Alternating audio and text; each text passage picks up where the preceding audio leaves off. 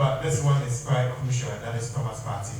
Yeah. He has been a captain for a while, but he's not in this squad, and you didn't mention that he was part of the injury list. So what exactly was the reason for him not being part of the squad? Yes, this is a good question. I'm sorry, I forgot to mention it in advance. I had a confidential talk with Thomas. I'm a coach who always likes to protect the players. So I hope for your understanding. For me, the team is like family, and I'm not coming out with internal issues. But I made quite clear to him he wanted to come. So this one first, he wanted to come, but I made quite clear that why he's not coming. Like I said, it's confidential. It's difficult for me to mention all the things. It's like that. We have to move on. Maybe in addition to this, because I know the next question will come. So in addition to it, I have to go a little bit back. So first of all, the initiative was to make Thomas the captain of the team, and for him to guide the team and to lead the team. So once he's not there now, surely after I talked to Thomas, first of all I had to talk to Kudus. For him, I think he's still young. He needs to grow into that role. The last time he was the captain, it was a situation where we actually expected Thomas to come. We have, Jico and Kudus who were like assisting Thomas. And last time I took the decision to make Kudus a captain. And now, as we know, Thomas is not coming, and it's not a permanent thing. So we are always open for him to return. I hope that the things we talked about, that he will do better in that, and that he will join the team maybe the next window in March. I think he understood my perspective. We had a good talk, and we are in good terms, just for you to know. So going back again, we made a decision to make Kudus a captain that time because Thomas was not there. And now, as we know, Thomas is not there for the next 2 games. We made the decision at the end, I decided to take a new captain for the team, which will be Jordan. So I talked to Kudus for him to understand that for me, he still needs to learn and grow into that role. And I want him to be second captain alongside Jiku. But Jordan will take over from now, and he will lead and guide the team. And for me, it was very important to take time to talk to Jordan also, to talk about his responsibilities as a captain, because it's always about the team first. It's always about to build a bridge as a captain between the coach and the players. It's always about to be disciplined, to take certain responsibility. All these things as a leader. It's not, for me, it's also about experience, but not only. It's not only about maybe you have 1,000 games for Ghana or whatever. It's a lot of things which you have to do, and you have to take responsibility. And for me, these things, you need to take time with the player to talk and go through, so that in case there are worst case scenarios, the captain knows what to do and knows what I expect from him. So for me, it's not just like a decision you can take, you can give it to somebody. It's a long talk. It's understanding. It's getting perspective, my perspective, the player's perspective, and then at the end we agreed, and I was happy for him to accept it. And I think he can give a lot to the team, and we have to move forward and try our best to keep the chance which we still have, the small, slightly chance which we still have, to keep it alive. Coach, sorry if I have to push you to the wall regarding Thomas Partey.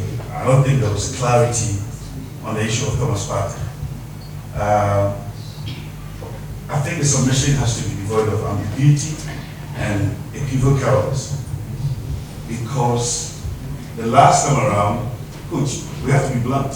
The perception in the footballing domain is that Thomas is not too eager to make himself available for the Black Stars. It may be false, but that is a perception. The last time he was unavailable, and the impression was that he was injured. Soon after that, he was seen in the Arsenal shed, playing the full match. This time around, he is unavailable, and as you said, there are reasons you can't put all in the public domain.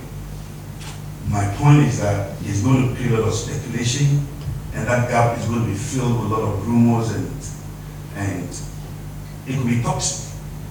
So you don't necessarily have to put all out in the public domain, but I'm sorry, but it's not enough to say he's unavailable. Why is he not available? No, I didn't invite him. You invited. I didn't invite him. I didn't invite him. He wanted to come. Why? Why? Because the reasons I told him. I told him the reason why I didn't invite him.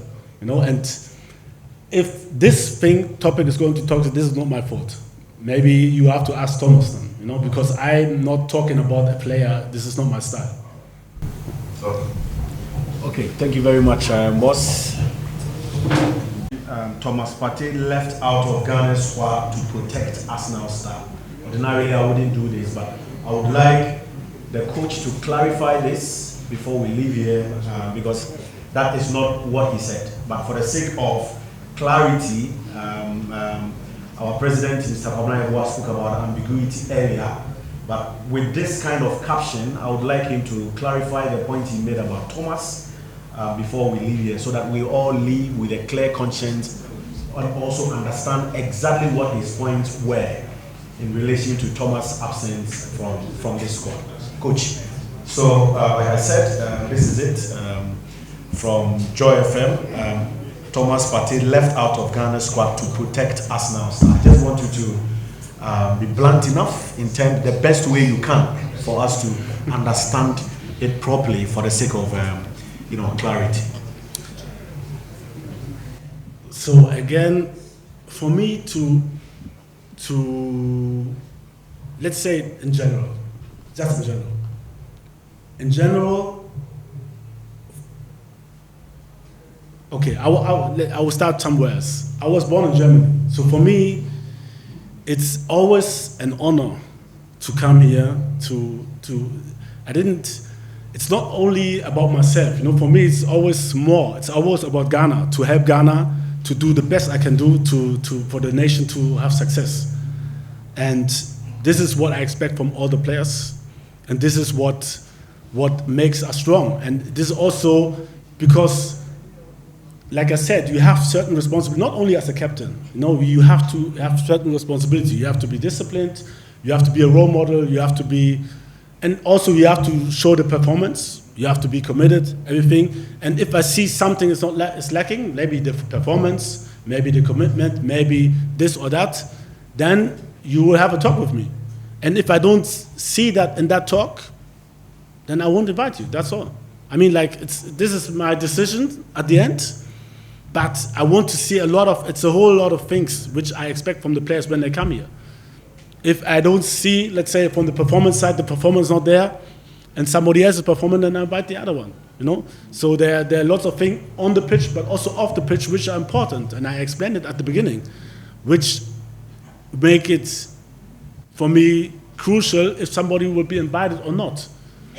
And it's not like a permanent state. If I see it's there, you're always welcome. You know, it's up to the player, not up to me at the end. You know, and with all the players and goalkeepers, I'm the last one who wants to lose. I hate losing. If I have to feel that this goalkeeper is better than this, but not in the short-term thinking, in the long-term run, because what we can't do also, and what we need to understand is, like, we can't bring all the time different players. We need consistency. If you want to have success, look at all the teams, it's consistency. With this changing, and I know the media likes to go on this, or this one is not good. Sometimes it takes time. it takes time. You know, like I said at the beginning, success is not like, never like this, never. It's like this, there. Let's say me as a player, I was injured, or maybe I was rejected at a young age. I was in Hamburg, but HS found they didn't want me. They had to go another way. I played somewhere else. Then I went to Hannover. From there, I went to Dortmund. You know, when I went to Dortmund, also Hamburg, they wanted me, but then it was too late. You know, so things are not always going smooth. I had a lot of injuries. I came back, and this is how it is. If you expect something like this, you will find it nowhere. Nowhere, I'm telling you. Everybody who's somewhere, he will tell you what he went through before he went there. It's not like this is what you see, maybe somebody's there, but it takes ups and downs. This is normal. And sometimes it's just to have patience. And I understand this is the football business. Sometimes there's no patience. I understand this. Everybody wants results. I also want results. But I only think about the things I can control. And this is like to prepare, to take the players who I think which are best for the country, not for me, for the country, to prepare the players as best as I can to win for the country, because I know how much responsibility this Ghanaian football has for the people, for everyone. And so for me, I'll do my best, and after the last loss, I even worked 3 times harder, you know? And maybe to give you just an insight, surely my wife is not happy because I was not at home. Surely. But this is life, you know. Sometimes you have to work even more, even harder to achieve what you want to do. Okay, thank you very much, colleagues. Thanks for your company.